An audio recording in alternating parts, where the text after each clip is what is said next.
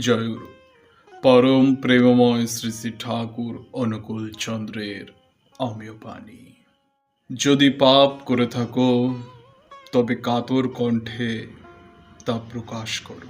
যদি পাপ করে থাকো কাতর কণ্ঠে তা প্রকাশ করো, শীঘ্রই সান্ত্বনা পাবে।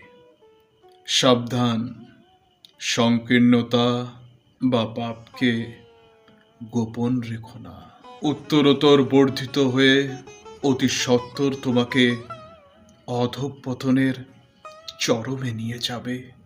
অন্তরে যা গোপন করবে তাই বৃদ্ধি পাবে। জয়গুরু। বন্দে পুরুষোত্তম।